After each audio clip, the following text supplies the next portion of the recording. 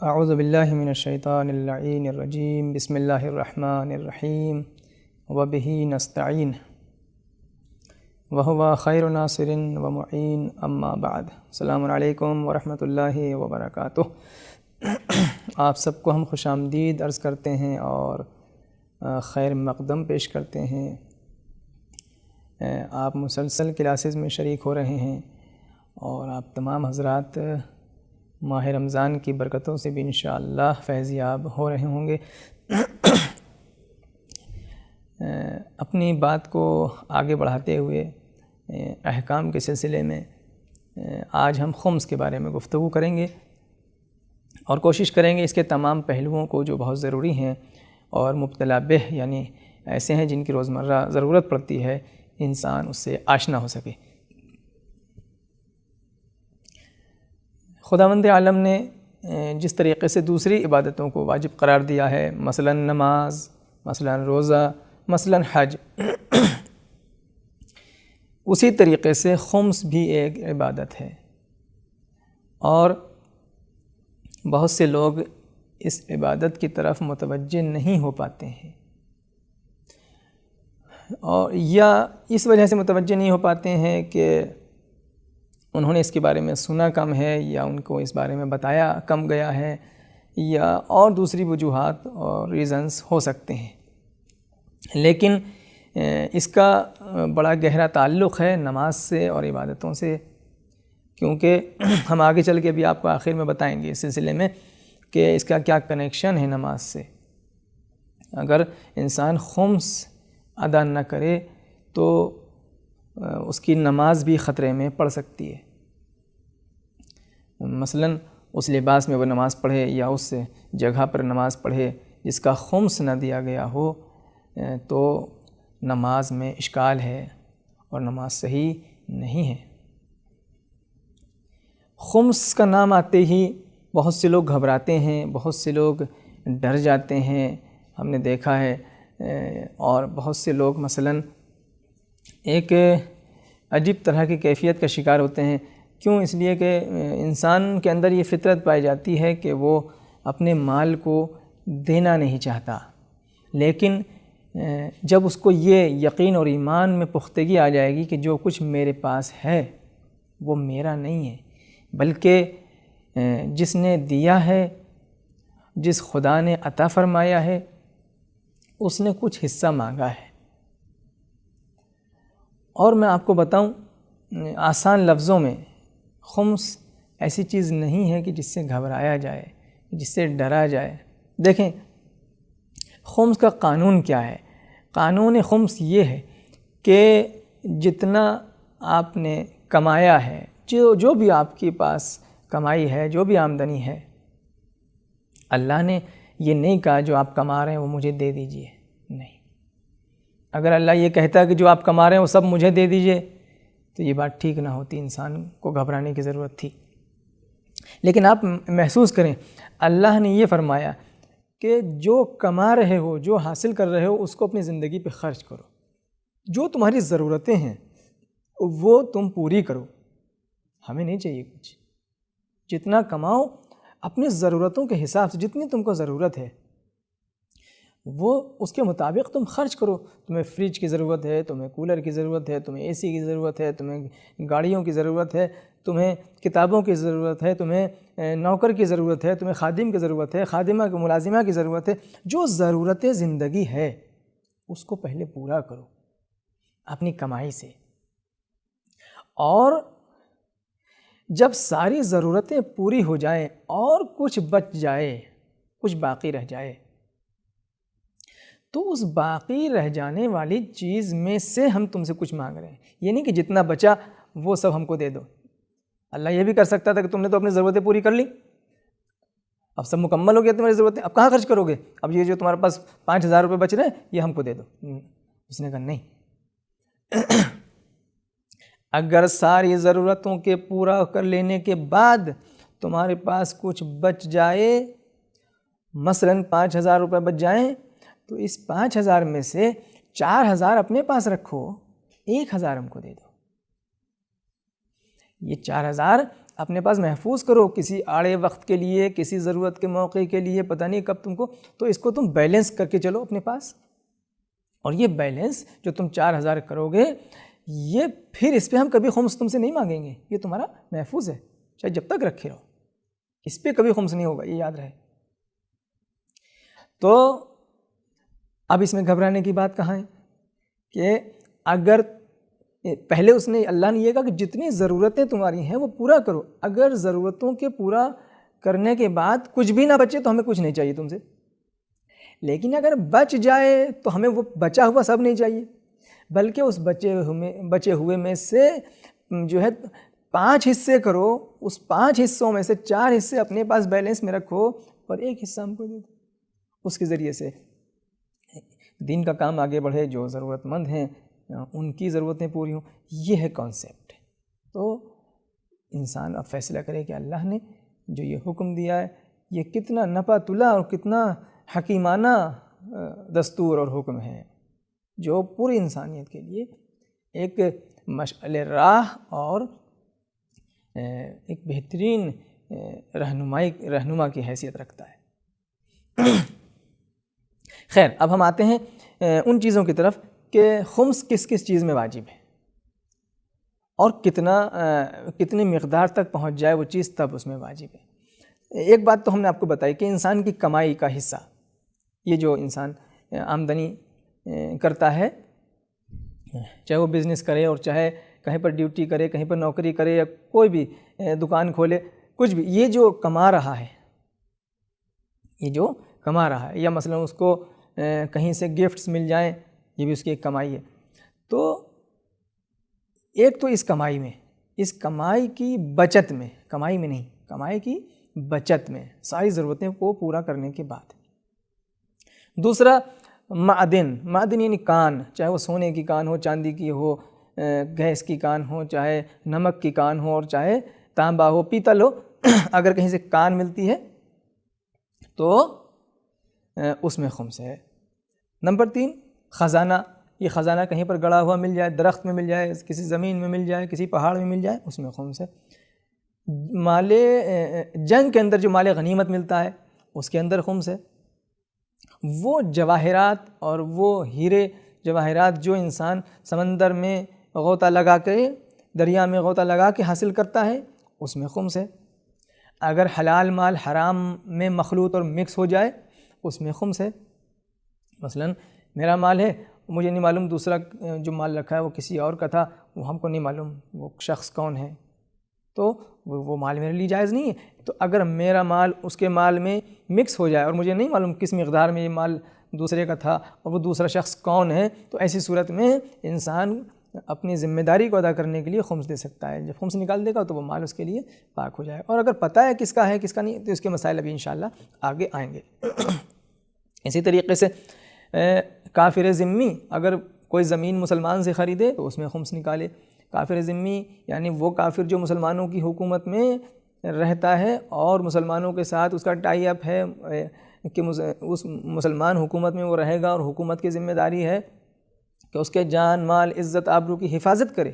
اس کافر کو کہتے ہیں کافر ذمی، کہ جس کا ذمہ مسلمان حکومت نے لے رکھا ہے. تو اگر یہ کافر ذمی کوئی مسلمان سے اگر کوئی زمین خریدتا ہے تو اس میں خمس نکالے گا. تو یہ وہ چیزیں ہیں جہاں پر خمس نکالنا ضروری ہے ان چیزوں میں. تو اب آتے ہیں ایک ایک کر کے ان کی تفصیل پڑھتے ہیں کہ کس چیز سے کیا مراد ہے. سب سے پہلی چیز کیا تھی؟ انسان کی آمدنی سال میں جو بھی اس کو ہو رہی ہے، ایک دن معین کر لے کہ میں فلاں دن مثلا 31 مارچ کو خمس نکالوں گا، یا مثلا 1 جنوری کو خمس نکالوں گا، جو بھی وہ، یا 1 محرم کو نکالوں گا، یا عید کے دن نکالوں گا.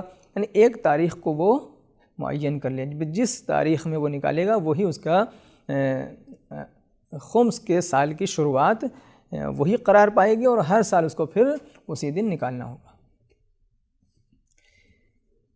یہ آپ ذہن میں رہے آپ کے کہ تمام اخراجات انسان جب پورے کر لے گا اپنے، اس کے بعد چاہے وہ کھانا پینا ہو، چاہے وہ لباس ہو، چاہے گھر کے ضرورت کے سامان ہوں، اور چاہے گاڑی ہو، چاہے مہمانوں کا خرچ ہو، چاہے شادی کا خرچ ہو، چاہے زیارت پر جانا ہو، چاہے کسی کو گفٹس دینے ہوں وغیرہ وغیرہ کچھ بھی، یہ سارے اخراجات شمار کرے گا۔ جب یہ سب کمپلیٹ ہو جائیں گے، اب اگر کچھ بچے گا تو اس کا 5واں حصہ دے گا۔ اگر اس کے پاس 5,000 روپے بچے ہیں تو اس میں سے 1,000 روپے دے گا، اگر 50,000 روپے بچیں اس میں سے 10,000 روپے دے گا۔ بہرحال اس طریقے سے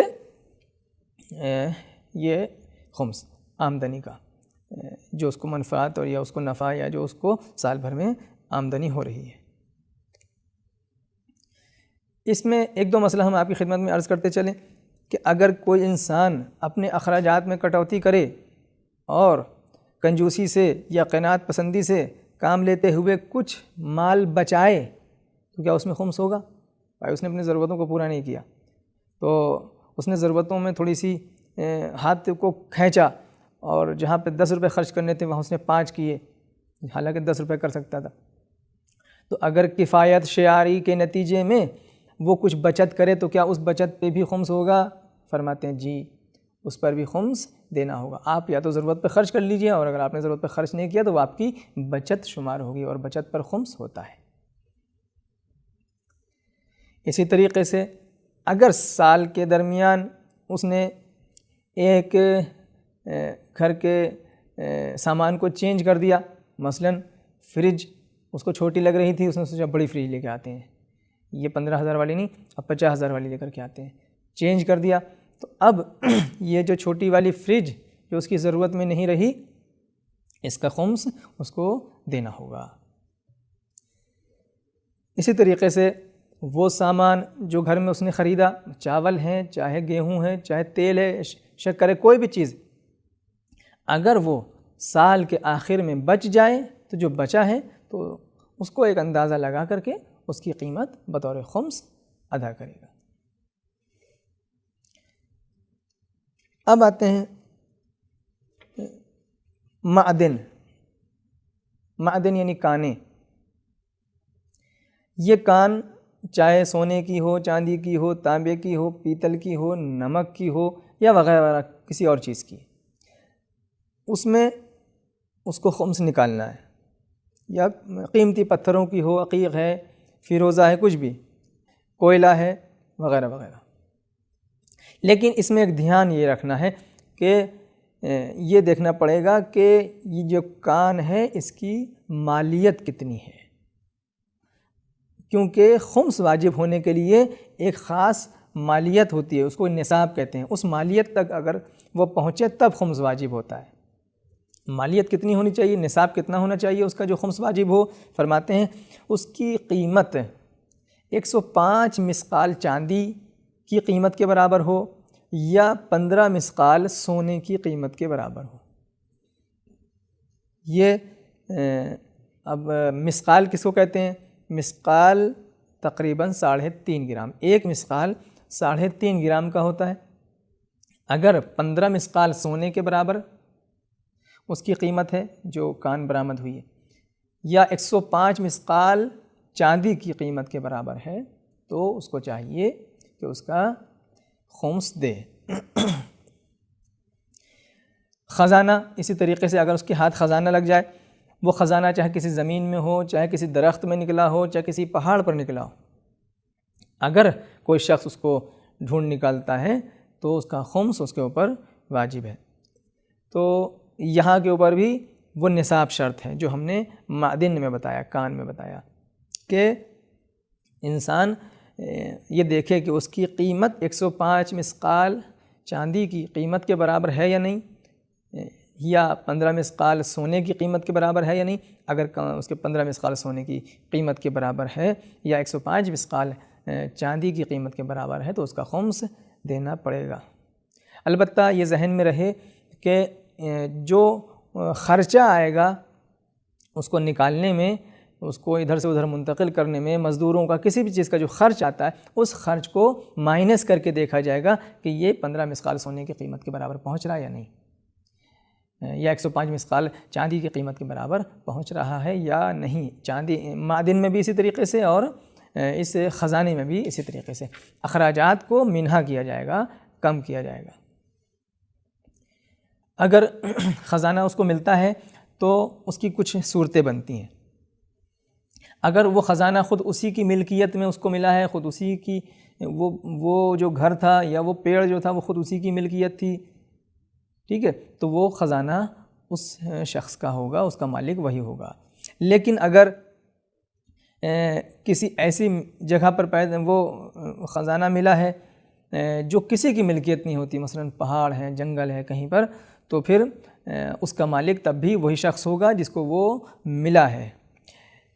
لیکن اگر دوسروں کی ملکیت میں اس کو ملا ہے، مثلا اس نے ایک گھر خریدا کسی سے، یا نہیں کسی دوسرے کے گھر میں اس کو مل گیا، تو جس کا وہ گھر ہے اس کا مانا جائے گا۔ لیکن اگر وہ گھر اس نے خرید لیا کسی سے اور پھر اس کے اندر سے اس کو کوئی خزانہ ملا، تو اب اس کا کیا حکم ہے؟ فرماتے ہیں کہ اب یہ دیکھنا ہوگا کہ یہ جو خزانہ اس کو ملا ہے، یہ خزانہ آیا اس شخص کا ہے جس سے اس نے گھر خریدا ہے یا اس شخص کا نہیں ہے۔ اگر اس شخص کا ہے کہ جس سے گھر خریدا تھا تو وہ اس کو دینا پڑے گا، مالک اس کا وہی ہوگا جس سے گھر کو خریدا ہے۔ لیکن اگر اس کا بھی نہیں ہے بلکہ اس سے پہلے والے کسی شخص کا ہے تو پھر اس کو دینا پڑے گا، اس کا نہیں ہے اس سے پہلے والے کا، یعنی یہ پتہ لگانا پڑے گا کہ یہ کس کا ہے۔ لیکن اگر یہ پتہ چل جائے کہ ان میں سے کسی کا نہیں ہے تو پھر خود اس کا مالک وہی شخص ہوگا جس نے گھر کو خریدا ہے۔ اب آتے ہیں اگر حلال مال کسی حرام مال میں مخلوط ہو جائے، اس کے مراد کیا ہے؟ اس سے مراد یہ ہے کہ کسی شخص کا مال کسی اننون آدمی کے مال میں مکس ہو جائے، تو اب اس کا کیا حکم ہے؟ دوسروں کے مال سے مکس ہو گیا، اب نہیں معلوم، تو اس کی بھی چند صورتیں ہیں۔ پہلی صورت یہ ہے کہ یا تو اس کا مالک اس کو معلوم ہوگا کہ ہاں فلاں شخص کا یہ مال ہے، تو اگر یہ معلوم ہے کہ اس کا مالک کوئی دوسرا شخص ہے تو اس شخص کے پاس جا کر کے بات چیت کی جائے گی۔ اب دو صورتیں پھر بنتی ہیں، یا تو اس مال کی مقدار معلوم ہے یا مقدار معلوم نہیں ہے، جتنا مکس ہوا ہے دوسرے کا، یا تو اس کی کوانٹٹی معلوم ہے یا معلوم نہیں ہے۔ اگر کوانٹٹی معلوم ہے تو پھر کوئی مسئلہ ہی نہیں ہے، اسی کوانٹٹی میں اٹھا کر اس کو دے دیا جائے گا۔ مثلا میرا اناج اس کے اناج میں مکس ہو گیا، ہمارے چاول اس کے چاول میں مکس ہو گئے، تو اگر یہ معلوم ہے کہ مقدار کتنی ہے اور مالک کون ہے تو کوئی مسئلہ نہیں ہے، اتنی مقدار میں اس مالک کو دے دیا جائے گا۔ لیکن اگر یہ معلوم نہیں کہ مقدار کتنی ہے، مالک تو معلوم ہے لیکن مقدار نہیں معلوم، تو پھر ایسی صورت میں آپس میں مصالحت کی جائے گی، بات چیت کر کے کسی نتیجے تک پہنچ کر کے صلح کر لی جائے گی۔ لیکن اگر مالک ہی نہ معلوم ہو، دوسری صورت یہ ہے کہ مالک ہی پتہ نہ ہو کہ کون ہے، تو ایسی صورت میں کیا کریں گے؟ پھر دو صورتیں بنتی ہیں، یا تو اس کی مقدار معلوم ہوگی یعنی کوانٹٹی، یا اس کی مقدار معلوم نہیں ہوگی۔ اگر مقدار معلوم ہے تو پھر اسی مقدار کو نکال کے اس مالک کی طرف سے صدقہ دے دیا جائے گا کسی غریب کو۔ لیکن اگر مقدار معلوم نہیں ہے تو پھر اس کا خمس نکالا جائے گا، اور خمس نکالنے کے بعد یہ مال اس کے لیے پاک ہو جائے گا۔ تو یہ ہوا مسئلہ جب مال مخلوط ہو جائے حلال حرام کے ساتھ۔ اب آتے ہیں اسی طریقے سے وہ جواہرات اور وہ ہیرے جواہرات جو کہ غوطہ لگا کر کے دریا میں سمندر میں حاصل کیے جاتے ہیں، اس میں بھی یہی حکم ہے کہ اگر کوئی شخص غوطہ لگا کر کے ڈبکی لگا کر کے حاصل کرتا ہے یا کسی سے ڈبکی لگواتا ہے، تو اب یہ جو مال اس کو ملا ہے اس کے اندر خمس واجب ہے، اور اس میں بھی شرط یہی ہے کہ اس کا نصاب اور اس کی مالیت کتنی ہونی چاہیے؟ فرما رہے ہیں کہ 18 چنے کے سونے کی قیمت کے برابر، تو اگر اس کی یعنی تقریباً 1 مثقال ہے، کیونکہ 18 چنے 1 مثقال کے برابر ہوتے ہیں، اور 1 مثقال یعنی 3.5 گرام۔ تو اگر اس کا نصاب یہاں تک پہنچتا ہے 1 مثقال تک، تو اس کو خمس دینا ہوگا۔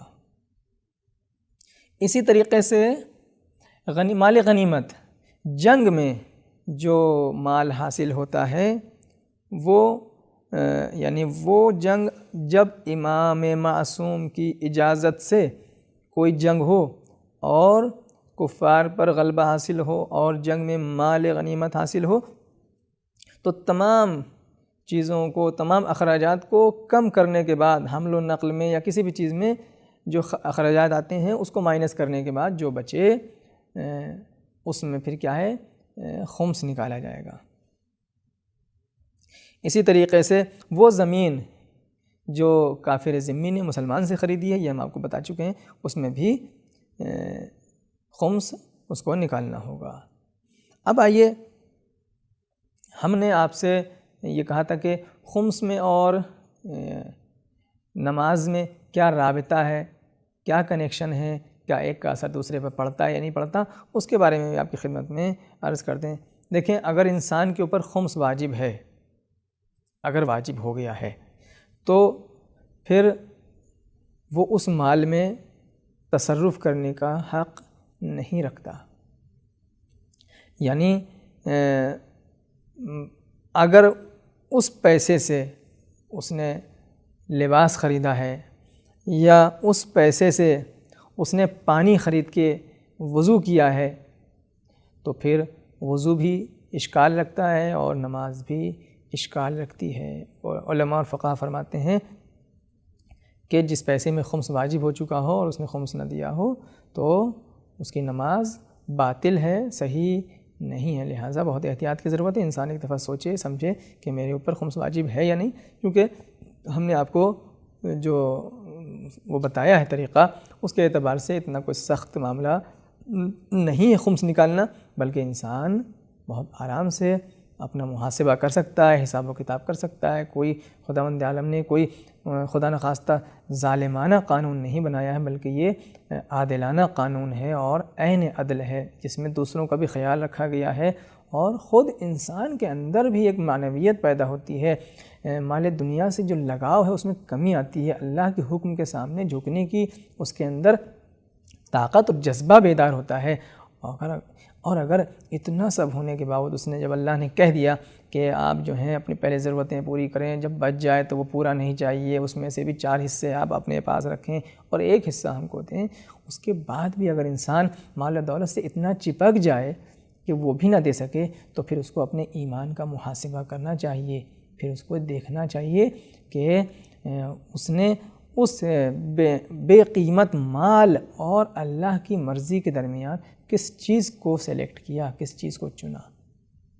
ایک لمحہ فکریہ ہے، خداوند عالم سے یہ دعا کرنا چاہیے کہ وہ توفیق دے کہ دیکھیں، اسلام نے اور اللہ نے کبھی یہ نہیں کہا کہ آپ اپنی ضرورتیں پوری نہ کریں، پیسے نہ کمائیں، نہیں، اس نے کہا خوب کمائیے، خوب کھائیے، اچھی سی زندگی گزاریے، باعزت زندگی گزاریے۔ کبھی اس نے نہیں کہا کہ وہ آپ جو ہے فقیروں کی طریقے سے اور بالکل پست لوگوں کے طریقے سے زندگی گزاری، نہیں، اس نے کہا کہ ہم نے سب کچھ نعمتیں تمہارے لیے پیدا کی ہیں، سب کچھ تمہارے لیے ہیں، تو آپ ایک باعزت اور آبرو مندانہ زندگی گزاریں، اور جب وقت آئے اس کی بارگاہ میں کچھ دینے کا، جب اس نے اتنا نواز دیا کہ آپ کی ضرورتوں سے بھی اضافہ ہو گیا، ہماری ضرورتوں سے بھی زیادہ آنے لگا، تو اور بچ گیا، تو اس میں سے کچھ دیں۔